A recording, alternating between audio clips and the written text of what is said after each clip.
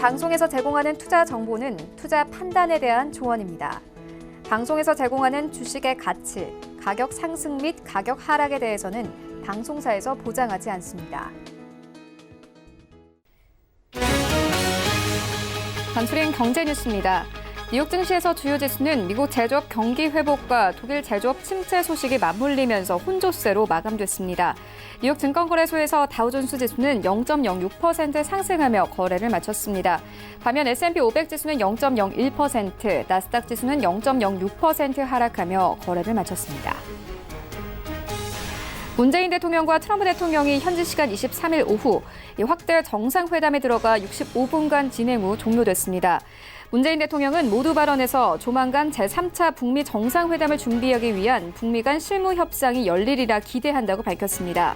이에 대해 트럼프 대통령은 북한의 핵실험이 아주 오랫동안 없었다며 앞으로 어떻게 될지는 봐야 하지만 많은 일을 할 수 있으리라 생각한다고 말했습니다. 아프리카 돼지열병이 국내 처음 발생했던 경기도 파주에서 오늘 오전 다시 확진 판정이 나왔습니다. 지난 17일 경기도 파주에서 국내 처음으로 발병했던 아프리카 돼지열병은 18일 경기도 연천, 23일 경기도 김포에서도 확진됐습니다. 이번 파주 건은 네 번째 발병입니다. 헬릭스미스는 당뇨병성 신경병증 유전자 치료제 엔젠시스의 임상 3상 일부 환자에서 위약과 약물 혼용 가능성이 발견돼 3상 결론을 내리지 못했다고 23일인 어제 공시했습니다. 헬릭스미스는 앞서 이번 주에 임상 3상 결과를 발표할 계획이었습니다. 헬릭스미스는 24일인 오늘 이에 대한 기업 설명회를 실시할 계획입니다.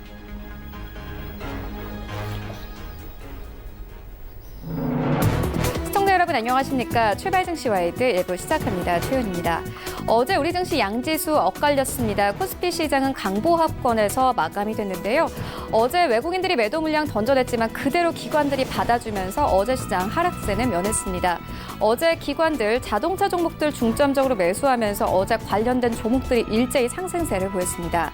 반면에 코스닥 시장에서는 외인과 기관들 모두 매도세 나타내면서 645선까지 시장이 빠졌습니다. 1% 가깝게 하락을 했는데요. 미국과 중국의 무역 협상이 난항을 겪으면서 원달러 환율이 1,180원대에서 90원대까지 오른 점이 어제 시장에 악재로 작용이 됐습니다. 그리고 오늘 시장을 움직일 이슈들 여전히 많습니다. 일단 오늘부터 방위비 관련 회의가 진행이 되고요. 한미 정상회담도 시작이 됩니다. 그리고 최근 등락폭이 있었던 아프리카 돼지열병 관련주도 오늘 시장에서 크게 움직일 것으로 보여지는데요. 이런 가운데 간밤에 뉴욕 증시 3대 지수는 혼조세로 마감이 됐습니다. 독일의 PMI 지수가 10년 만에 최저치를 기록하면서 시장의 우려는 더욱더 커지고 있습니다. 이런 시장 상황들 오늘 출발 증시 와이드 1부에서 정확하게 알아보도록 하겠습니다. 네, 먼저 글로벌 시시각각 시간에는요. 사우디의 원유 설비 원상 회복까지 최대 8개월이 걸릴 것이라는 분석이 나오고 있습니다.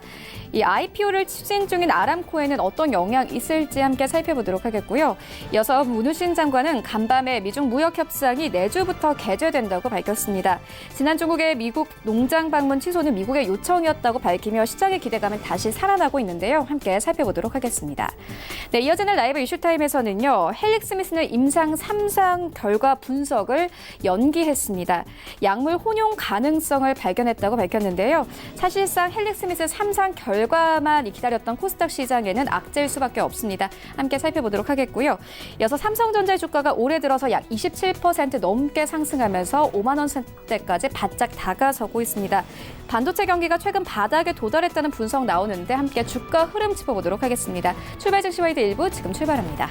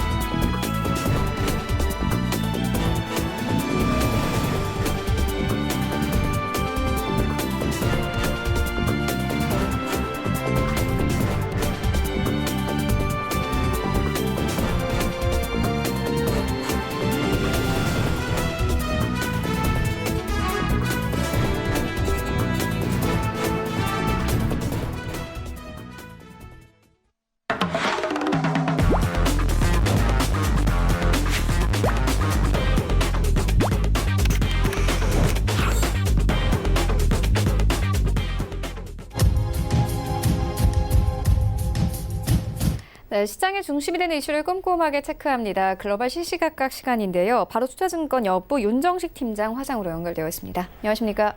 네, 안녕하세요. 네, 먼저 간밤의 시장 상황부터 살펴보고 가도록 하겠습니다. 어제 간밤의 뉴욕 증시 3대 지수 혼조세로 마감이 됐습니다. 일단 독일의 PMI 지수가 10년 만에 최저치를 기록하면서 하락 출발을 했습니다만 이 드라기 22 총재가 추가적인 금리 인하가 가능하다. 그리고 이 세인트루이스 연은 총재가 추가적인 금리 인하를 시사하면서 다우지수는 반등에 성공했습니다. 또 다른 시장 상황은 어떤 것들이 있습니까? 네, 우선 지수부터 좀 정리를 해드리겠습니다. 이 지수 같은 경우는 전체적으로 3대 지수 모두 약보합 정도에 맞췄는데요. 다우존스 30 산업평균 지수는 이 전장보다 0.06% 다우만 사실 좀 유일하게 올랐는데요. 이 0.06% 오른 26,949.99에 거래를 마쳤고요. 스탠다드 & 푸어스 500 지수는 0.01% 하락한 2,991.78 그리고 기술주 중심의 나스닥 지수는 0.06% 하락한 8,112.46의 장을 마감을 했습니다. 그냥 거의 보합 정도에서 움직였다라고 보시면 되겠는데요. 시장은 미중 무역 협상 관련 소식 그리고 주요국의 특히 유럽의 이 유로존과 독일 이쪽의 경제 지표 등을 주시를 하면서 시장이 움직였다라고 보시면 되겠습니다. 미국 증시 같은 경우는 유로존 경기 둔화 우려에 따른 경기 침체 이슈가 부각이 되면서 하락 출발했지만 좀 전에 말씀해 주셨던 대로 드라기 22 총재와 그리고 제임스 블라드 세인트루이스 연은 총재가 추가적인 금리 인하를 시사하는 등 이 온건한 통화 정책에 대한 기대가 높아지면서 반등에 성공을 했고요. 업종별로도 이 반도체 업황 개선에 대한 기대가 부각이 되면서 반도체 업종이 이 긍정적인 모습들을 보여줬습니다. 하지만 이 안전자산 선호에 대한 심리 전체적으로 상당히 좀 이 혼조세를 겪는 그런 분위기가 전일장에도 많이 반영이 됐다라고 보시면 되겠는데요. 이런 심리들이 유입이 되면서 결국 혼조세로 마감을 했다라고 정리할 수 있겠습니다. 이 유로존의 이 최대국이죠. 독일 경제 지표가 부진했던 점은 글로벌 경기 둔화 우려를 자극을 했는데요. 독일의 9월 제조업 구매관리자 지수, 이 PMI 예비치는 41.4로 전달 확정치인 43.5 그리고 전망치죠 44를 밑돌았습니다. 123개월 만에 거의 10년 만에 최저치를 기록을 하는 굉장히 좀 좋지 않은 제조업 PMI에 대한 측정치가 나왔는데요. 여기에다가 제조업과 서비스업을 포괄하는 이 합성 PMI 예비치는 49.1로 50 아래로 되면 위축을 나타내거든요. 이 위축을 나타내는 50 아래로 떨어지는 그런 모습들을 보여줬고, 이 합성 PMI도 최근 83개월 이내 최저치를 기록을 했습니다. 이 제조업 PMI도 123개월, 합성 PMI도 83개월 이내로 추락을 했고요. 유로존의 이 9월 PMI 예비치도 45.6으로 83개월 내 이 최저치를 기록을 하면서 굉장히 좀 거의 이 지표가 이 제조업 관련된 지표가 거의 추락했다라고 보셔도 될 정도로 숫자가 굉장히 좀 좋지 않게 나왔는데요. 그러면서 글로벌 경기 상황에 대한 우려감이 커지면서 출발했습니다. 하지만 미국의 지표가 좀 개선이 되면서 낙폭을 줄이는 그런 모습들을 보여줬는데요. 그러니까 국내 시간으로 따진다면 저녁 때 정도부터는 굉장히 좀 낙폭이 컸다가 미국장 시작하면서 미국 지표들 좋게 나오는 그런 모습들 나오면서 낙폭이 줄였다라고 보시면 되겠습니다. 미국 제조업 PMI는 이 51로 전월 확정치가 50.3이었거든요. 전월은 거의 이 확장과 위축의 경계선 부근에 있었다라고 한다라면은 이번 9월에는 51로 그래도 확장 쪽에 조금 더 이 무게감이 실렸다라고 보시면 되겠고, 지난 4월 예비치 이후에 가장 높을 정도로 미국에서는 이 제조업 PMI는 좋게 나왔다라고 보시면 되겠고요. 여기에다가 서비스업 PMI도 전월 50.7에서 이번에 50.9로 좀 더 올라가는 그런 모습들 보여주면서 미국의 PMI는 확장치에 좀 더 확장세를 좀 더 확장을 했다라고 보신다라면 유럽은 위축이 굉장히 좀 커졌다라고 보시면 되겠습니다. 미국과 중국의 이런 무역 협상 관련한 불확실성도 좀 커졌는데요. 미국과 중국의 실무진급 협상단이 지난주 회담을 마쳤는데 양측 회담이 건설적이었다. 상당히 좀 두리뭉실한 그런 발언들이었는데 상당히 이런 제한적인 언급만 내놓으면서 시장 상당히 좀 궁금했었는데요. 여기에다가 중국 협상단이 미국 농가를 방문할 계획이었는데 이게 전격적으로 취소되면서 시장의 불확실함이 좀 더 커졌다라고 보시면 되겠습니다. 도널드 트럼프 미국 대통령도 중국의 농산물 수입 확대만으로는 무역 합의를 하기에 부족하다라는 부분들, 여기에다가 부분적인 합의보다는 완전한 합의를 원한다는 발언을 내놓은 이후에 바로 이제 농가 방문 취소 소식이 나왔거든요. 이런 부분들이 시장에서는 양측 협상이 차질을 빚는 것 아니냐라는 우려감을 키웠다라고 보시면 되겠습니다. 하지만 이제 중국 협상단의 농가 방문 취소 같은 경우가 미국 측 요청에 따른 것이라는 보도가 나오긴 했는데, 이런 부분들은 사실은 명확하게 사실 확인이 되지 않기 때문에 조금은 불명확한 이런 상황이다라고 보시면 되겠고요. 이 업종별로도 조금 더 말씀을 드린다라면은 필라델피아 반도체 지수가 이 좋은 모습들을 보여줬습니다. 이 필라델피아 반도체 지수가 0.97% 상승하면서 그래도 미국 증시를 버틸 수 있는 그런 모습들을 나타냈다라고 보시면 되겠고요. 이 필라델피아 반도체 지수가 상승하는 데는 가장 크게 이 크리라는 종목이 3.7% 상승을 했는데, 새로운 제조시설 건설을 위해서 10억 달러를 투입한다고 발표한 데 힘입은 것으로 보시면 되겠습니다. 시장에서는 크리가 상당한 자본 지출에 기꺼이 참여할 정도로 이 업황에 대한 자신감을 표명했다라고 분석을 했는데요. 크리는 이번 조치를 통해서 5G와 4G의 이 모바일 산업의 수요를 충족시키는데 도움이 될 것으로 전망을 했습니다. 그리고 여기에다가 지난 13일 IPO에 성공한 클라우드 소프트웨어 회사인 클라우드 플레어가 5.5% 정도 상승세를 이어간 점도 긍정적이었다라고 보시면 되겠습니다. 좀 전에 말씀드렸던 대로 크리 중심으로 해서 이 필라델피아 반도체 지수가 1% 가까이 상승을 했는데요. 그러면서 다른 반도체 관련한 종목들, 마이크론이 0.9%, 인텔이 0.35%, 그리고 램리서치도 1.25% 정도 반도체와 반도체 장비들 1% 정도 상승을 했고요. 자일링스, 퀄컴 등도 한 1% 이상 상승하는 그런 모습들 보여주면서 필라델피아 반도체 지수의 1% 가까운 상승을, 이런 강세를 이끌었다라고 보시면 되겠습니다. 여기에다가 애플이 아이폰 11 중 저렴한 기기에 대한 수요가 높아졌다는 분석이 제기되면서 0.45% 상승하는 그런 모습을 보여주면서 전체적으로 기술주들은 분위기가 좋았다라고 보시면 되겠습니다. 하지만 이 철강 쪽이 분위기가 좀 안 좋았는데요. 철강 업체인 AK 스틸 그리고 클리블랜드 클리프 같은 경우는 JP모건이 투자 의견을 하향하면서 AK 스틸 같은 경우는 0.82% 하락을 했고요. 클리블랜드 클리프가 1.68% 하락을 했습니다.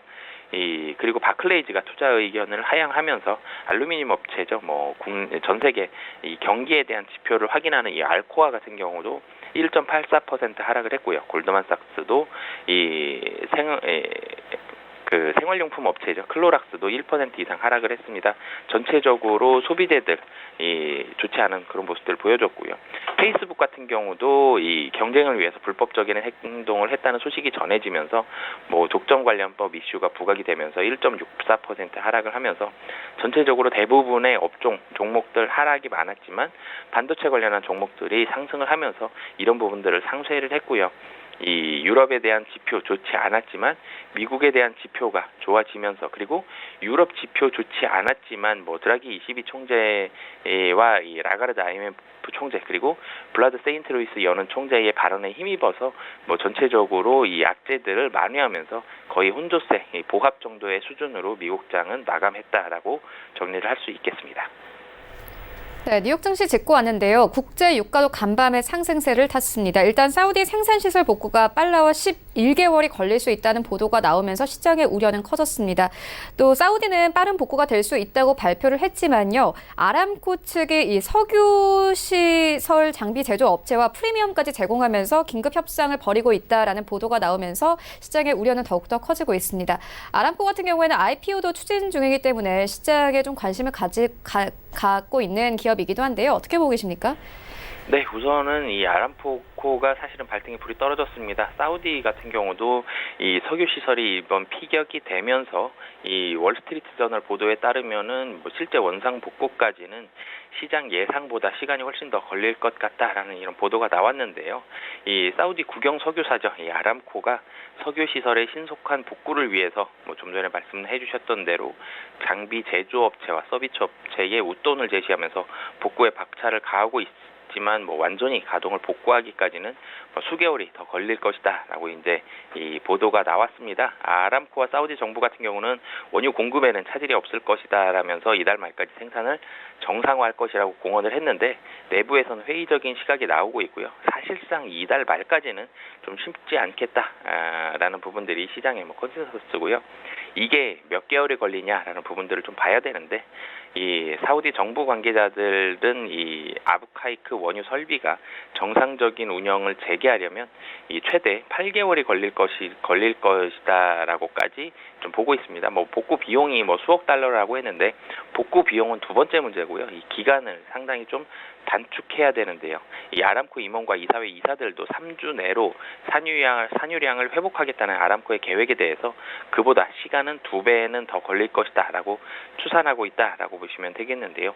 이 아람코가 긴급 대책과 그리고 예비용 맞춤 장비를 갖고 있다고 하더라도 이 뭐 최소 뭐 2개월에서 최대까지는 뭐 9개월까지도 소요될 것이라고 보여졌는데요. 뭐 9개월이 소요된다라면은 내년 봄이 지날 때쯤 초여름까지 상당히 좀 기간이 긴 건데요. 뭐 그렇게 따진다면 굉장히 전 세계적으로 원유에 대한 타격은 좀 클 것으로 보여집니다. 사우디의 아부카이크 원유 설비와 쿠라익스 유전이 가동을 멈추면 사우디는 하루 평균 570만 배럴의 원유 생산이 감소될 것으로 보여지는데요. 이렇게 되면 사우디 하루 산유량의 절반이고 전 세계 산유량의 6%입니다. 뭐 그렇게 본다라면은 국제유가 상당히 좀 빠른 속도로 올라갈 것으로 보여지고요. 이 아람코 같은 경우는 오는 11월 말까지 최대 원유 생산량 회복을 목표로 하고 있지만 피격의 규모나 피해 정도를 파악하는데도 속도를 내지 못했기 때문에 이 아람코나 사우디 정부에서 말했을 때보다는 이 시간이 상당히 좀 더 소요될 것이 뭐 거의 확실시 되고 있다라고 보시면 되겠습니다. 여기에다가 이 아람코가 이 IPO를 앞두고 이 터진 대형 악재에 대해서 사우디 내부에서는 IPO는 물론 이 아람코의 재정 건전성과 국가 경제도 위험에 처했다고 사우디 쪽에서는 뭐 전했는데요.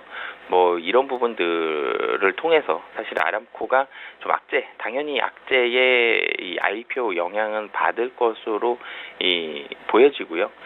그렇기 때문에 아람코에서는 굉장히 좀 발등에 불이 많이 떨어졌습니다. 아람코 임원들 같은 경우는 미국의 이 전기 전력 업체죠. 이 GE의 오일가스 부분 사업체인 베이커 휴의 이 가든 방법을 동원해서 긴급 지원 요청 뭐 충분히 나오고 있고요. 이탈리아의 사이펜 SPA에도 시설 복구 지원을 요청을 하면서 굉장히 이 예비용품을 찾는데 굉장히 많은 이런 이 노력들을 하고는 있지만 생각보다 상황은 좀 쉽지는 않아 보이고요.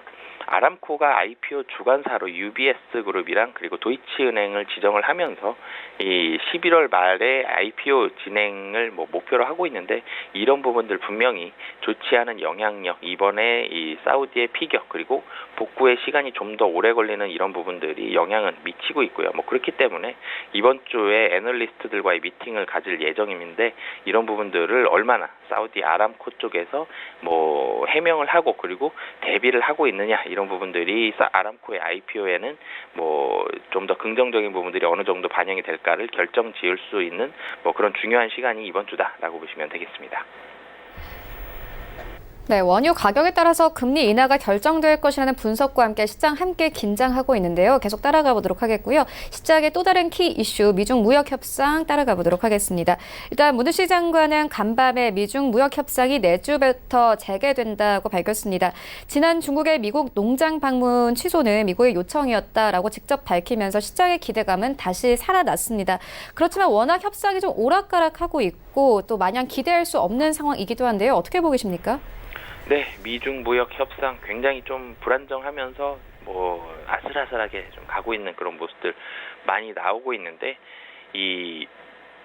이번에도 이 고위급 회담을 앞두고 내달 고위급 회담을 앞두고 이 무역을 논의하기 위해 워싱턴을 방문하던 중국 대표들이 이 20일 뜻하지 않게 미국 농민들과의 만남을 또 취소하면서 좋게 가다가 또 악재가 반영되는 거 아니야? 뭐 이런 우려감들이 시장에 좀 나오고 있습니다. 하지만 뭐 결론적으로는 해결이 될 것으로 보여지는데요. 이 악셀 웨버 UBS 회장 같은 경우는 CNBC 인터뷰에서 이번 협상에서 우여곡절이 있었기 때문에 이번 뭐 이를 좀 더 살펴봐야 한다. 라고 얘기를 했지만 우리가 관심 있는 것은 뭐 장기적인 발전이면서 해결의 가능성도 있다라고 생각을 하면서 해결 쪽에 조금은 더 무게감을 실어줬다라고 보시면 되겠습니다. 분명히 미국과 중국 쪽에 있어서의 이런 협상들은 최근 들어서 사실 시장에서도 영향력 굉장히 좀 많이 줄어들었습니다. 그렇기 때문에 뭐 정치적으로 이용하기에는 뭐 아직 이용은 할 수는 있지만 예전처럼 파급력이 크진 않기 때문에 이런 부분들 협상에 좀 더 가까워졌다라고 보시면 되겠고요. 뭐 그렇기 때문에 뭐 드라마틱하게 뭐 굉장히 급진적으로 이루어지진 않지만 점진적으로 줄다리기를 하면서 협상 쪽으로 조금씩은 더 갈 가능성 현재로선 높다라고 보시면 되겠습니다. 이 미중 무역 전쟁으로 인해서 전 세계 경제가 굉장히 글로벌 침체에 빠졌고 이 IMF 같은 경우는 미중 무역 전쟁으로 인해서 관세가 인상된다라면은 2020년에는 세계 경제 생산량이 0.8%가 감소한다라는 커미트까지 했기 때문에 전 세계 경기가 침체에 빠지는 부분들 미국과 중국 모두 사실은 바라지는 않고 있는 부분들입니다. 뭐 그렇기 때문에 미국 쪽에서도 그렇고 중국 쪽에서도 그렇고 협상 쪽으로 조금씩 더 나아갈 가능성 높다. 하지만 뭐 뛰어가기보다는 걸어가는 속도다라고 보시면 되겠습니다. 네, 알겠습니다. 지금까지 바로 투자증권 여부 윤정식 팀장과 함께했습니다. 고맙습니다. 네, 감사합니다.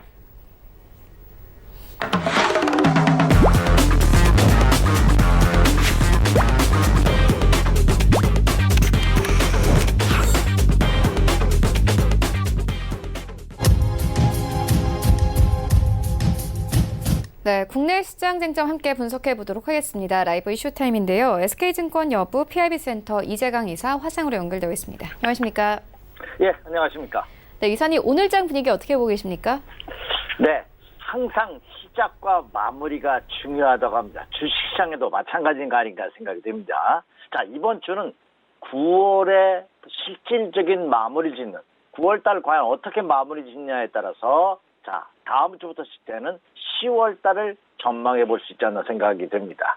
절기상으로도 어제가 추분이었다고 합니다. 밤의 길이와 낮의 길이가 똑같아지는 날. 자, 오늘부터는 이제는 밤이 더 길어지는 그런 본격적인 가을의 시작을 알리는 날이 아닌가 생각이 됩니다. 자, 주식시장도 자, 이제 9월을 마무리 지면서 지난 8월달과는 또 다른 모습이 9월장에 펼쳐졌고 금주도 다소의 변동성은 예상되지만 그렇죠? 10월달을 어떻게 준비하느냐의 기로점 판단할 수 있는 근거가 되지 않을까 이렇게 예상이 됩니다. 자, 오늘 9월 24일 화요일입니다. 오늘장 이슈와 투자 전략을 말씀드리기 앞서 이정광의 나침판 한마디 먼저 시작하도록 하겠습니다. 자, 제가 앞서서도 많이 강조해 드렸던 말입니다. 참 주식 투자 정말 어렵습니다. 하면 할수록. 머리로 가슴으로 주식 투자를 하는 것이 아니라 눈으로 하는 것이다 하는 말씀을 드렸습니다. 오늘은 그 말씀을 다시 한번 강조해 드리도록 하겠습니다. 매매는 눈으로, 분석은 머리로 하는 것이 주식 투자다 하는 점입니다. 왜 이런 말씀을 드리냐면 시장의 모습을 보면요. 하락할 때도 분석상으로는 그렇죠? 이론상으로는 수치적으로는 이제 더 이상 빠질 것이 없습니다. 여러 가지 각종 데이터를 비교해 본다 하더라도 현재의 주가 가치가 이 회사가 청산됐을 때 한 주당 주가 가치보다 낮은 주가가 많습니다. 그런데도 주식시장은 추가 하락하는 경우가 많습니다. 반대로 주가가 상승할 때도 이 주식은 이미 목표치를 훨씬 벗어났습니다. 그런데도 추가 상승하는 경우, 오버슈팅하는 경우가 많습니다. 그래서 분석은 머리로 하는 거지만 시장의 움직임이 이거 분석했는데 이미 더 이상 올라갈 폭이 없는데 더 시장이 계속하고 있어요. 그러면 일단 그 눈에 보이는 상승 기조가 유지되고 있는 쪽에 베팅을 하는 것이 원칙이다 하는 의미에서 이 말씀을 드립니다. 제가 주가 분석을 하면서 투자 전략 상담을 해드리면서 가장 많이 기준점으로 삼는 그런 원칙이다 이렇게 말씀을 드립니다. 다시 한번 강조해 드립니다만 매매는 눈으로 분석은 머리로 하는 것이다 이렇게 말씀을 드립니다. 네, 이제 본격적으로 이슈 다뤄보도록 하겠습니다. 이사님께서 좋아하는 이 바이오 종목들 다뤄보도록 하겠습니다. 일단 헬릭스미스 임상 3상 결과 분석이 연기됐습니다. 약물 혼용 가능성이 발견되는데요. 사실상 코스닥 시장은 헬릭스미스 임상 3상만 기다려온 상황입니다. 오늘 좀 악재로 작용할 듯 보이는데요. 바이오주 전체적으로 어떻게 보고 계십니까? 네. 자, 우리 그 속담에 보면 밤새 안녕이라는 말 있죠. 그래서 우리 아침 인사에도 밤새 안녕하셨습니까? 이런 표현을 많이 씁니다. 자, 이번 주에 가장 큰 이슈 중에 하나가 헬릭스미스의 3상 임상 결과 발표였습니다. 시장은 다소 긍정적인 모습으로 화답했고요. 회사 측에서도 그렇죠. 좀 더 자실수하는 모습을 보였습니다만, 와, 밤새 안녕이라고. 헬릭스미스의 헬라이트가 발생한 초유의 사태가 발생을 했습니다. 이미 우리는 인보사로 인해서 국내 그 제약사들의 신약 개발에 대한 어떤 그 국제적인 글로벌적인 어떤 보이지 않는 그 질타를 받았거든요. 아직 한국이 삼상인삼을 임상을 통과해서 신약 개발할 능력이 안 되는 것이 아니냐 하는 다소 안티적인 그런 느낌을 많이 받았는데 다시 한번 재현되는 것이 아니냐 하는 우려감입니다. 헬릭스미스가 이번 주에 3상 발표를 했는데 어젯밤에 오늘 새벽에 전격적으로 발표를 했습니다. 그런데 결과는 실패입니다. 근데 이 실패한 이유가 참 어처구니가 너무 없습니다. 이 헬릭스미스가 지난 15년 동안 한우물을 봤거든요. 당뇨병성 신경병증 유전자 치료제. 그 이름이 엔젠시스입니다. 이 엔젠시스의 글로벌 1상과 2상이 성공했고 이제 3상인데 마무리인데요. 이 3상 사태를 앞두고 있는 시점에서 톱라인 데이터를 발표함으로써 좀 더 획기적인 성공 가능성을 예상을 했는데 이제는 재임상을 다시 시도할 것이다 하는 발표로 전면 바뀌는 그런 모습입니다. 그 실패한 이유가 위약군과 신약 후보물질 투여군이 그러니까 위약군과 신약 후보물질이 뒤섞이는 이런 초유 사태가 발생했다고 합니다. 이것이 과연 병원 측의 실수인지 아니면 검사기관의 실수인지 아직 밝혀내야 될 상황은 많습니다만 이 사태로 인해서 3상 임상 결과 발표가 전면 실패로 돌아갔고요. 다시 임상을 시도할 것으로 예상됨으로써 뭐 짧게는 6개월에서 길게는 한 2, 3년도 더 걸릴 수 있는 그런 무섭으로 다가오는 그런 모습입니다. 그렇다면 기대했던 많은 투자자들로 하여금 실망성 매도 물량이 헬릭스미스에서 오늘 나올 가능성이 굉장히 크지 않을까 이렇게 예상이 되고 그동안 동반 상승했던 제약 업종과 바이오 업종에 미치는 영향도 엄청나게 클 것으로 예상이 됩니다. 또한 이번 주 말에 27일 날 삼성 바이오 에픽스의 대장암 종양치료제 아바스틴이라고 합니다. 이 아바스틴이 3상 임상 발표를 앞두고 있는 시점이기 때문에 여기에도 혹시 악영향을 끼치는 것이 아니냐 하는 우려감이 대들고 있는 것이 사실입니다. 또 이후에도 올 연말까지 계속해서 임상 발표가 추가적으로 있는데요. 말씀드렸던 바와 같이 헬릭스미스는 이제 언제 다시 3상 임상에 돌입할지 그리고 이번 실패된 이유가 뒤바뀐 이유가 무엇인지 이 결과가 나와야지만 임상이 다시 들어갈 가능성이 높기 때문에 시간이 다소 지체할 가능성이 높고요. 또 11월 16일 날 메지온 식이성 심장병 치료제죠. 유데나필이 임상 3상 발표를 앞두고 있습니다. 그리고 뭐 이수에피스라든지 바이오제네틱스, 제넥신 같은 경우에는 올해 임상 1상 발표를 앞두고 있는 그런 모습입니다. 그리고 이번 달 말부터 다음 달까지 그리고 11월, 12월까지 그 국내 바이오 제약업체에 대한 그 학회가 많이 열립니다. 이 학회를 통해서도 그 새로운 제약사들이 신약 개발 발표라든지 새로운 아이디어, 논문들이 발표될 가능성이 굉장히 큰데요. 이달 25일부터 28일까지 국제암면역법 학회가 열리고요. 그리고 9월 말이죠. 9월 말부터 10월 초까지 유럽 종양학회가 열리고요. 그리고 11월 초순이죠. 11월 8일부터 13일까지 미국 류마티시즘 학회가 열리고요. 그리고 연말입니다. 12월 초에 12월 7일부터 10일까지 미국 혈액학회가 예정되고 있는 그런 모습입니다. 따라서 올 4, 4분기는 통상적으로 이 제약과 바이오 업체들의 어떤 변화의 패턴이 굉장히 크게 나타나는 가능성이 높은데요. 올해도 예외가 아닐 것으로 판단이 됩니다.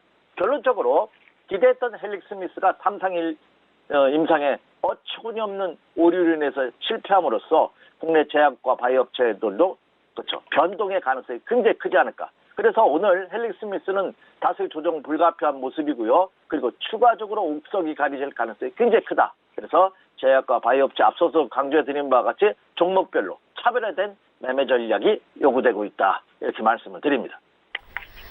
네, 특히나 헬릭스미스 같은 경우에는 기관과 외국인이 파는 사이에 개인들이 모두 그 물량을 받아냈기 때문에 오늘 좀 타격받는 시청자분들도 계실 것 같은데요. 주가 흐름은 2부에서 계속 따라가 보도록 하겠고요. 이어서 반등세 나타나는 종목 살펴보도록 하겠습니다. 삼성전자입니다. 삼성전자 지난주 52주 신고가 경신하면서 상승 흐름 이어나가고 있습니다. 5만 원대까지 바짝 다가서고 있는데요. 주가 흐름 어떻게 보고 계십니까? 네, 참 최근 들어서 코스피 시장이 코스닥 시장을 압도하면서 주도하고 있는데요. 그 선두에 삼성전자가 자리매김하고 있지 않나 생각이 됩니다. 앞서 이 시간을 통해서도 최근 9월 달 들어서 가장 많이 매수하는 외국인 투자가들이 매수하는 종목을 보면요. 삼성전자와 SK 하이닉스 같은 우리나라의 최상위 우량 기업들, 세계적인 기업이죠. 반도체 선두주자를 집중적으로 매수하고 있다는 것 점을 강조해드렸습니다. 자, 이에 힘입어서 국내 종합지수가 2100포인트에 근접하는 초고속 행진을 벌써 3주, 4주차 이어가고 있는 그런 모습입니다. 그 선두에 삼성전자가 서 있는데요. 이 삼성전자가 이 약세장 속에서 연중 최고가를 갱신하는 그런 모습을 보였습니다. 어제 종가가 49,300원입니다. 어제 종가가. 종가상으로는 연중 최고가고요. 올 들어서만 무려 27% 이상 급등하는 그런 모습입니다. 상승한 이유를 보니까요. 이미 반도체가 주가가 바닥을 쳤다. 특히 그 시장 조사 업체죠. 디램 익스체인지에 따르면요. 디램 가격이 현재 2.94달러라고 합니다. 8개월 만에 하락세를 마감하면서 상승 반전되는 그런 모습이 펼쳐졌고요. 또 랜드프레시도요. 가격이 2달 연속 상승함으로써 오히려 이제 반도체는 바닥치고 턴 어라운드 하는 것이 시장에서 확인되고 있다 하는 발표까지 나오고 있는 그런 모습입니다. 어제 삼성전자가 49,300원으로서 이제 5만 원대 근접함으로써 지금 이게 삼성전자가 액면 분할을 한 상태죠. 액면 분할하기 이전 가격을 감안해 본다면 삼성전자가 액면가가 5,000원에서 액면가 100원으로 액면 분할을 했습니다. 그래서 이 50대 1로 액면 분할한 상태이기 때문에 이것 액면 분할 이전 가격으로 하면 250만 원을 상회하는 그런 모습을 보이면서 그렇죠. 신고가 행진을 벌이고 있다. 이렇게 말씀을 드립니다. 또 SK 하이닉스도 그렇죠. 지난 9일이었죠. 이 SK 하이닉스는 이미 연중 최고가를 실현하면서 84,600원을 찍었다가 어제 종가는 82,800원. 신고가 이후에 아주 견조한 눌림목의 모습을 보여줌으로써 추가 상승의 가능성을 높이고 있는 그런 모습입니다. 특히 한국은행은 아직까지 우리나라 디램 그 수출 회복세가 본격적으로 나타나고 있지는 않지만 디램 수출 물가지수 측면에서 본다면요. 전월 대비해서 2.9%가 상승하는 오히려 13개월 만에 상승세로 전환되는 그런 모습을 보여줌으로써 이 반도체 업종과 그렇죠. 종목에 대해서 턴어라운드의 가능성을 짙게 내포하고 있는 그런 모습입니다. 특히 최근 들어 환율이 1,200원 이상 올라가면서 고공행진을 보였죠. 물론 어제 최근 들어서는 1,190원대에서 움직이고는 있습니다만 이 환율 효과를 감안한다 하더라도 디램 수출 물가지수는 보합 수준에 머물고 있기 때문에 그렇죠. 긍정적인 효과가 이미 나타나고 있다는 점입니다.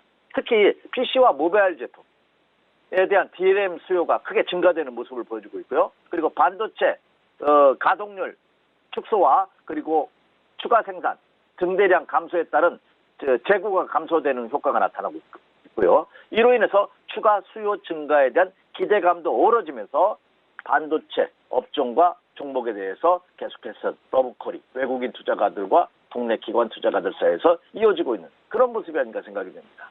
자, 다만 신고가 행진을 보이고 있는 이 반도체 관련주에 대한 주가 전망에 대해서는 아직은 조금 불확실한 면이 좀 있습니다. 본격적인 회복을 의미하는 것은 아니다. 여전히 이 반도체 호황은 4, 4분기에도 그렇게 낙관적이지만은 않습니다. 일부 긍정적인 업종 애널리스트들도 내년도는 대학 회복 가능성이 있다 하는 전망을 내놓고 있기 때문에 본격 회복 전망은 아직 미지수이다. 다만 이 주가가 선행지표라는 점을 감안해 본다면 이미 반도체 업종은 바닥 탈출, 턴어라운드가 이미 확인됐다는 점은 분명하다. 그러나 추가적인 상승을 위해서는 글로벌 경기, 특히 세계 경기 확장이라든지 회복 여부를 체크해볼 필요가 있겠다 하는 그 점만 여러분들 투자자분들께서는 염두에 두신다면 매매 전략, 투자 전략을 세우는데 큰 도움이 될 것이다. 이렇게 말씀을 드립니다. 네, 그렇다면 오늘 전체적으로 투자 전략 어떻게 가져가면 될까요? 네, 사실 이 9월 말은요, 말씀드렸다시피 변화의 패턴이 높습니다. 특히 월말 윈도우 드레싱 효과를 인해서 국내 기관과 외국인 투자가들, 특히 펀드 운영자들은 그렇죠, 저점에서 하락하면 매수할 가능성이 굉장히 높습니다. 하지만 이번 주가 지나고 다음 주가 되면은요, 오히려 단기 차익 실현 매도 물량이 나올 가능성도 또한 크다는 점이고, 국내 증시도 일부 연속 상승에 따른 과열권, 피곤한 시점에 들어갈 가능성이 굉장히 높아지고 있는 그런 모습입니다. 다시 말해서 여기서 추가 상승을 보인다면 단기 과열권에 진입할 가능성이 높기 때문에 상승 기준 그대로 유지되고 있다. 그러나 매매 템포는 조절할 필요가 있겠다. 이렇게 말씀을 드립니다. 자, 본격적인 투자 전략을 말씀드리기 앞서 오늘도 체크포인트 한번 짚고 넘어가야겠죠? 오늘의 체크포인트 첫 번째 뭐겠습니까? 네, 그렇습니다. 원달러 환율 동향입니다. 어제 환율 시장이 6원 상승을 했어요. 1194원입니다.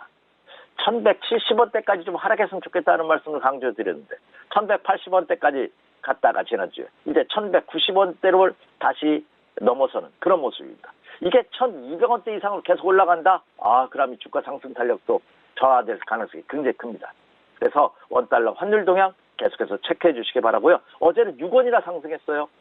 이 국내 시장의 연동성은 중국의 위안화와 굉장히 밀접한 상관관계를 갖고 있습니다. 지난 2000년대 초, 1990년도 2000년대까지만 하더라도 상관계가 0.19에 불과했는데 이제는 0.4까지 높아지고 있는 그런 모습을 보여주고 있기 때문에 이 위안화의 약세가 그렇죠? 국내 환율 시장에도 직격탄을 보일 가능성이 높다. 그래서 위안화 환율 동향도 계속해서 같이 체크해 주십시오. 이렇게 말씀을 드립니다.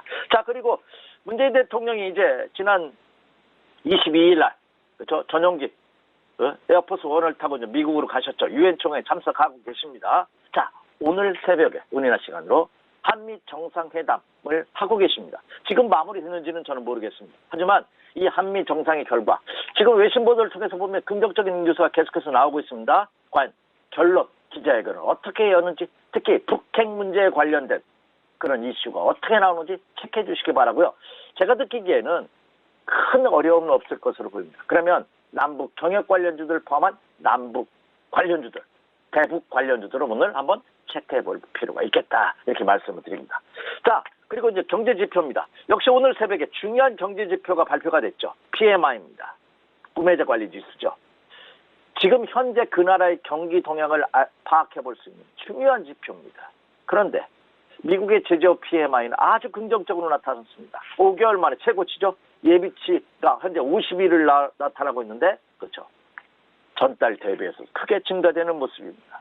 그런데 반면에 유로존의 대명사 독일도 제조업 PMI를 발표했는데 123개월 거의 10년여 만에 최저치입니다. 41.4 50 이하는 경기 침체 국면을 얘기하는데 이거는 50 이하가 아니라 41포인트 40포인트대 초반까지 밀리고 있는 그런 모습입니다. 그래서 유로존 PMI도 전월 대비 47에서 하락한 45.6을 보임으로써 유럽의 경기 침체가 우려가람으로 대두되고 있는 그런 모습입니다. 그래서 미국 증시 오늘 새벽에 끝난 미국 증시도 혼조 국면으로 마감되는 다우가 급등락을 하다가 강보합 나스닥은 약보합으로 마감되는 모습을 보였지 않나 생각이 됩니다. 따라서 이 미국 시장과 독일 시장의 모습은 계속해서 체크해 주시기 바라고요. 그리고 또 하나 이번 주에 또 결정적인 경제 지표가 하나 있죠. PCE 지표. FOMC에서 가장 중요하게 여기는 지표 중에 하나 개인 소비 지출 지표입니다. 과연 개인 소비가 늘어나는지 여부 그렇죠? 이것도 한번 체크해 주십시오 말씀드리고요. 자, 이번 주는 아닙니다. 다음 주 화요일이죠. 10월 1일 날 중국의 70주년 건국 기념일입니다. 이것을 기점으로 해서 중국이 어떤 부양책, 어떤 경기 활성화 대책을 발표하는지 이것 또한 체크해 주십시오. 이것이 오늘과 이번 주 그리고 다음 주 초까지 체크해야 될 체크 포인트고요. 자, 이제 결론입니다. 그럼 어떻게 해야 될 것이냐, 오늘 매매. 상승 기조가 유지되고 있기 때문에 매수 마인드 전략 그대로 유지하셔도 좋습니다. 다만 연속 상승에 따른 부담 그리고 월말 윈도우 드레싱 효과가 있기 때문에 자, 지금부터는 조금 기술적인 매매가 이번 주부터는 필요합니다. 상승하면 한번 조금 매도해줬다가 하락하면 다시 매수하는. 주식 편입 비중이 그렇죠. 50% 이상 되시는 분이라면 가능하겠죠. 그러나 주식이 50 아직 이하다. 이번 주에 매수 관심을 갖고 계시는 분은 분할 매수 전략 가능합니다. 다만 말씀드렸다시피 상승시 추격 매수할 필요는 없겠죠. 오늘 밀리지 않는다. 그럼 내일 매수하고 내일 밀리지 않는다. 그러면 모레 매수한다. 그래서 하락시 분할 매수 전략으로 임해 주십시오. 이렇게 말씀을 드립니다. 그러면 어떤 종목을 매수할 것이냐? 여러분이 가장 궁금해하시는. 그렇죠. 나는 지수는 오르든지 빠지는데 상관없다. 그런 분이 참 많으세요. 의외로. 그런데 그거는 잘못된 판단이긴 합니다만 여튼 그럼 무엇을 살 것이냐 하는 겁니다. 이미 앞서서도 추석 연휴 이전에 주식을 매수하자 바람의 방향이 바뀌었다는 말씀을 이미 앞서 드린 바와 같이 지금은 투자자들이 접근하기가 좀 시운 장이라는 말씀 드렸습니다. 왜냐? 지수가 상승하는 장이기 때문에 어떤 테마라든지 종목별 접근보다는 업종 대표주가 좋다 하는 말씀 이미 강조해드렸습니다. 업종 대표, 반도체 대표주는 뭐냐? 삼성전자, SK하이닉스가 되겠고요. 철강은 현대제철, 포스코가 되겠고요. 조선, 현대중공업 지주라든지 삼성중공업 이런 것이 되겠고요. 그렇죠. 건설, 현대건설, 대림산업, GS건설, 건설주가 되겠죠. 그리고 일부 저포성 자산주들, S-오일 포함해서 KCC, 고려아연 이런 종목도 될 것이다 하는 말씀을 드렸습니다. 그리고 화학주들, 롯데케미칼을 포함해서 삼성 SDI, LG화학이런 이런 종목군들도 충분히 가능하다. 기존에는 반도체와 5G, 전기차 같은 이런 종목에 국한되지 말고 업종 대표들 중심으로 해서 매수 전략이 가능하다는 말씀드렸는데 그 전략 그대로 유효합니다. 그래서 저는 여전히 업종 대표들을 중심으로 한 포트폴리오 구성 전략이 가능할 것으로 이렇게 말씀드릴 수가 있겠고요. 이제 이번에 한국과 미국의 정상회담을 통해서도 발표가 됐다시피 올 4.3분기에 가장 뜨거운 테마 이슈는 남북 경협조가 될 가능성이 굉장히 큽니다. 오늘 제가 두 가지 테마를 예상했었는데요. 제약과 바이오는 헬릭 스미스의 3상 임상 실패로 인해서 또 옥석이 가려질 가능성이 굉장히 큽니다. 그래서 제약과 바이오 업체들에 대한 매매 타이밍은 템포를 조금 더 늦춰가시는 게 좋겠고 오히려 테마주 공략하시는 분이라면 남북 경협 관련주, 남북주들 한번 눈여겨보셔도 좋을 것이다 이렇게 말씀을 드립니다. 자, 결론입니다. 앞서 제가 나침반 한마디를 통해서 매매는 눈으로 하는 것이다 하는 말씀을 강조해드렸습니다. 너무 복잡하게 생각하지 마시고요. 모든 스포츠의 왕도는 단순함이라고 합니다. 그리고 모든 예술의 귀결, 최종 목적지도 단순함이라고 합니다. 주식 투자도 저는 마찬가지라고 생각합니다. 요즘은 과거에는 투자자분들이 주식에 대한 정보가 너무 없어서 실패했다면 지금은 너무 많은 정보 홍수 속에서 혼돈되기 때문에 주식 투자하기가 더 어렵지 않나 생각이 됩니다. 그래서 여러분도 취사 선택하시면서 단순화시키는 작업을 꼭 해주시기 바라고요. 지금은 말씀드린 대로 연속 상승에 따른 부담감을 안고 있습니다만 상승 기조가 그대로 유지되고 있다. 그래서 여전히 매수 마인드 전략을 취해 주시기 바라고요. 그리고 업종 대표들 중심한 포트폴리오 구성 전략이 요구되고 있다. 이렇게 말씀드립니다.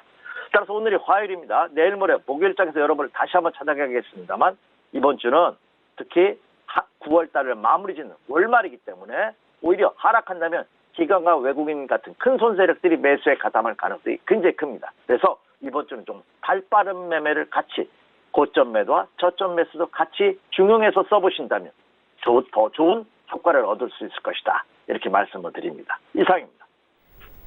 네, 이슈와 전략 짚고 왔습니다. 지금까지 SK증권연구 PIB센터 이재광 이사와 함께했습니다. 고맙습니다. 네, 감사합니다. 네, 1부는 여기서 모두 마치도록 하고요. 잠시 후 2부에서는 전문가들과 함께하는 종목 라이브쇼, 라이브 매매타임이 이어집니다. 여기에 더해서 오늘 장에서 이슈몰이라고 있는 특징 주까지 꼼꼼하게 살펴봐드리겠습니다. 채널 고정해 주시고요. 저희는 잠시 후 2부로 다시 찾아오도록 하겠습니다.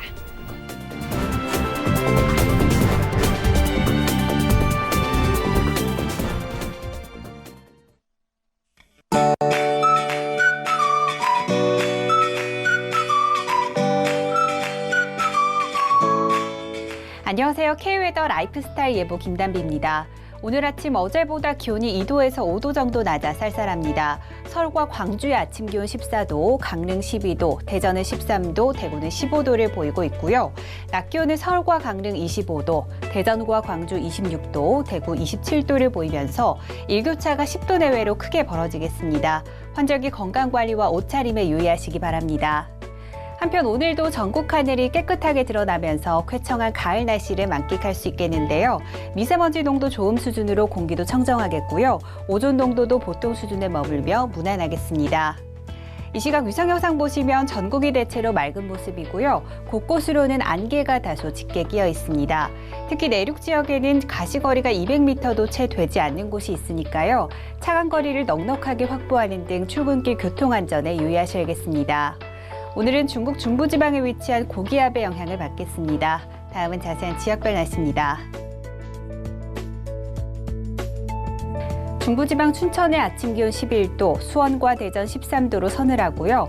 낮 기온은 24도에서 26도 분포를 보이겠습니다. 동해안 속초와 강릉은 아침 기온 12도에서 시작해 낮 기온은 25도까지 오르겠습니다. 남부지방 광주의 아침 기온 14도, 대구 15도를 보이고 있고요. 낮 기온은 광주와 부산 26도, 대구 27도가 예상됩니다. 현재 동해 대부분 해상에는 풍랑특보가 내려진 가운데 동해는 물결이 최고 4m까지 매우 높게 일겠습니다. 항해나 조업하는 선박들은 각별히 주의하시기 바랍니다. 당분간 크게 덥거나 춥거나 하지 않겠고요. 금요일 남부지방에서 비가 시작돼 토요일에는 전국에 비가 내릴 전망입니다. 날씨였습니다.